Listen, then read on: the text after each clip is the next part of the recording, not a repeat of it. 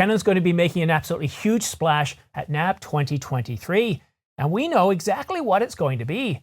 Details coming up, but first, I encourage you to subscribe and choose all notifications so you can stay up to date on the latest camera gear, news, and rumors. Canon Rumors says it looks like Canon is finally going to be updating some of their Cinema EOS lineup in 2023. We think a lot of products have been delayed and reworked over the past 12 to 18 months. It looks like Canon's going to make a splash at NAB in April in Las Vegas. The best splash is always dependent on, first of all, the depth of the water and the object bashing right through it. First up is the Canon C200 Mark II.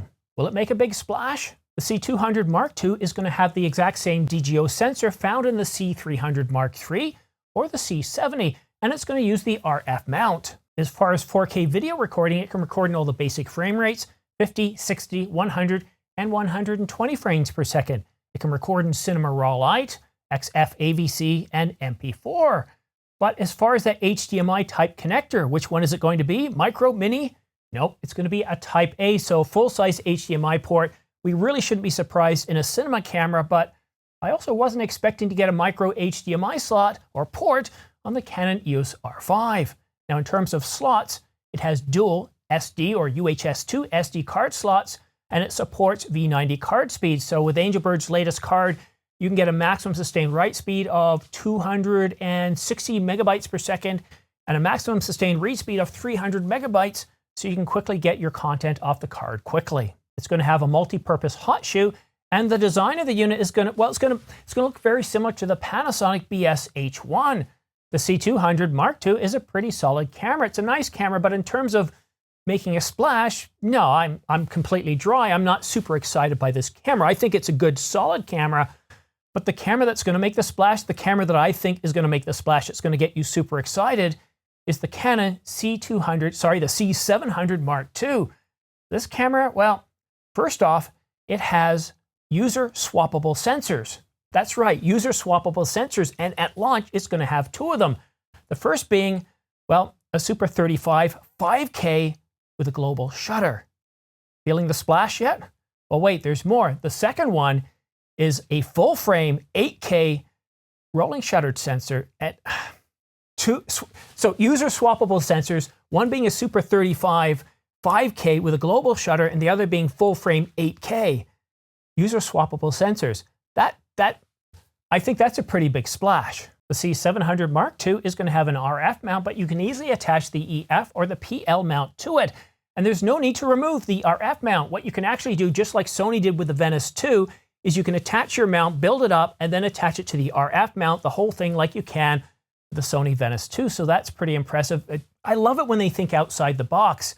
That's a really nice enhancement to this camera as well. Canon isn't done making a splash yet, so you might need to change your clothes pretty quickly here if we continue with this splash metaphor, but we're getting a new log curve. Well, we're getting two new log curves. We're getting Canon Log 4, which is designed for HDR productions, and we're getting a wide DR Cin, which is designed for getting us those cinematic colors right out of the camera. Pretty impressive, right? But, well, Canon's not done making a splash yet. As far as codecs go, well, we have three that can record directly internally, and that's XF AVC, Cinema Raw Light, and Apple ProRes RAW. We can also do Apple ProRes RAW and Blackmagic RAW using Blackmagic Video Assist and the Ninja 5 Plus. We can also record Cinema Raw with the codecs 36150. And as far as red code goes, well, this is some good news.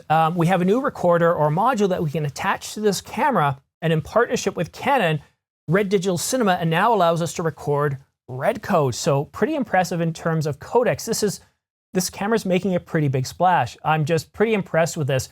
I've been looking forward to Canon's 8K cinema camera for a couple of years now, and this is looking impressive, but we're not done yet. The Canon C700 Mark II has 3 recording slots. One of them is a UHS-2 card slot, but the other two, well, Canon's done something really smart here. We have dual CF Express Type B card slots. I just hope that it can read GPT partition tables, because if that's the case, you can put 8 terabytes of storage in this camera using Angelbird's AV Pro 4 terabyte CF Express card, and that's pretty impressive. But that alone will probably set you back at about just under $1,800 a piece, $3,600 for storage alone, and that's if you don't populate the UHS card slot, and that's pretty impressive. And this camera is out in the field right now. It's being tested, And as far as the previous Mark I, it is a little bigger. And that's simply to accommodate the extra terminals. But wow, what? I think the metaphor I used for this video in the thumbnails and talking throughout this video about Canon making a splash, and Canon Rumors said that too, talking about a splash, but this is a big splash. This is not taking, a small little AAA battery and throwing it in the bathtub and, ooh, I got a drop of water on my eye.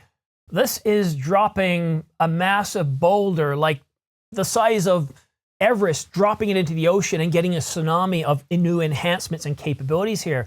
The C700 Mark II is pretty impressive, and this is rated as a CR3. And when you see something from Canon Rumors being a CR3, that's Canon Rumors saying, look, based on everything today, this is fact, this is happening. It's happening at NAB 2023.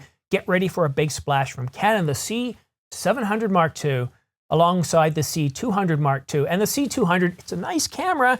It really is. I wouldn't mind having it myself, but you gotta love that C700 Mark II. I'm pretty impressed, and if Canon's willing to do this with an 8K cinema camera, I can only imagine what Canon's gonna put behind their flagship mirrorless camera, the Canon EOS R1.